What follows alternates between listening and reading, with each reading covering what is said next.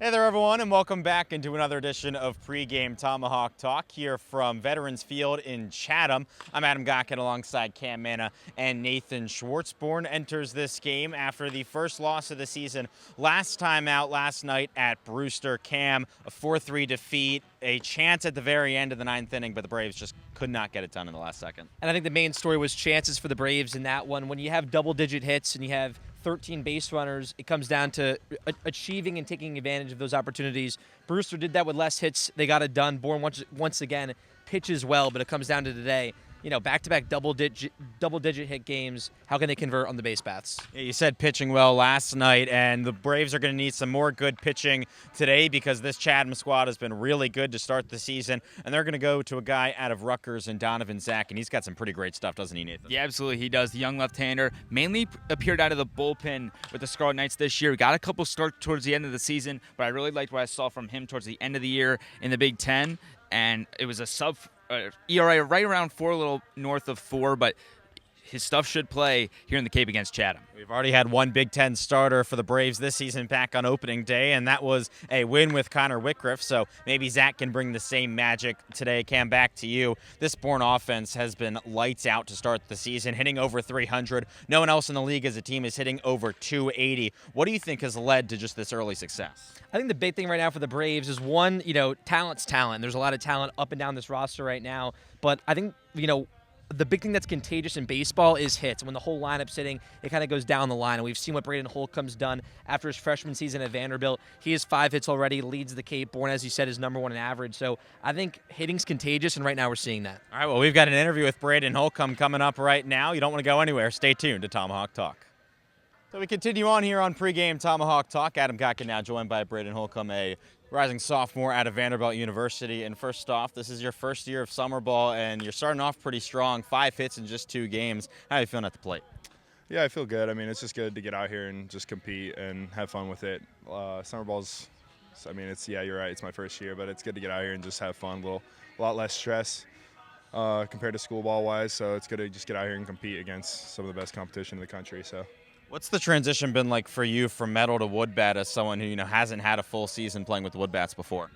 Yeah, I mean, I did a lot of stuff in high school that obviously was a lot of wood bat, but obviously, yeah, it is a big transition when you play an entire year of college ball with the metal bat, and then next time you're playing baseball, you got the wood in your hand. So, but it takes a little bit of adjusting, but I feel like most of us get used to it. So. You're a pretty big guy with 6'4", 250 plus pounds. You beat out an infield single yesterday. I saw you were all state in football. Have you ever considered maybe trying out at Vandy? No, not at Vandy, but I did have offers coming out of high school for football, but I didn't really consider it just because baseball has always been my #1 thing. But yeah, definitely I haven't considered it at Vandy. I don't think Coach Corbin would like if I had two-wayed there, so I don't think he would enjoy that. How do you think that athleticism, playing other sports growing up, kind of helps you when it comes to playing baseball?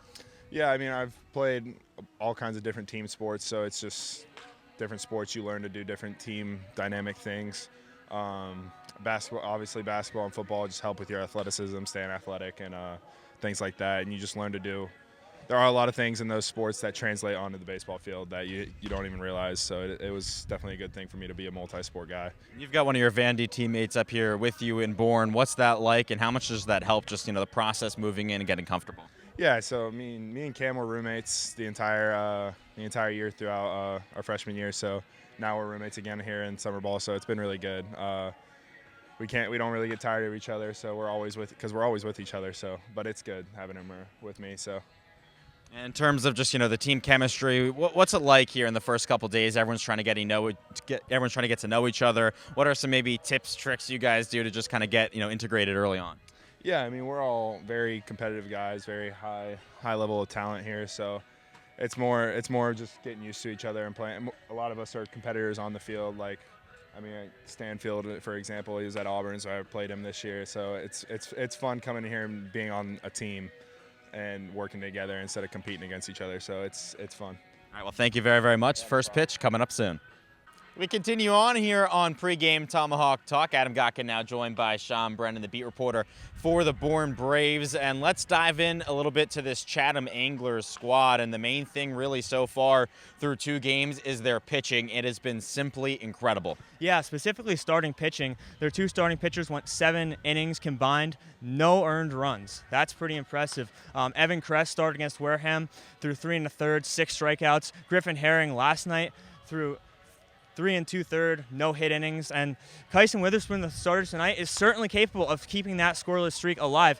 He has a 3.79 ERA and an 86 strikeouts for Oklahoma, one of their better pitchers this year. So it should be interesting. We saw good pitching last night at Brewster. I think we're in for another dose of good pitching tonight. Yeah, I mean, Herring was unbelievable last night. No hit innings to start things off. He was second team all SEC at LSU, and now they got a guy from Oklahoma who's one of the top arms in the Big 12 this past year. And it's not just the pitching on Chatham that's really good, but their bats have been one of the best teams in the league so far this season, but right up there with Bourne, who's been pretty good as well. Yeah, pretty good is a little bit of an understatement. Bourne is top of the league in average slugging, on-base percentage, and OPS. Now, Chatham is top 4 in all those. Their pitching is also solid, top 3 in ERA and strikeouts. So some of the top dogs in the Cape going against each other tonight. And speaking of top dogs, Braden Holcomb for the Braves has 5 hits, leading the league.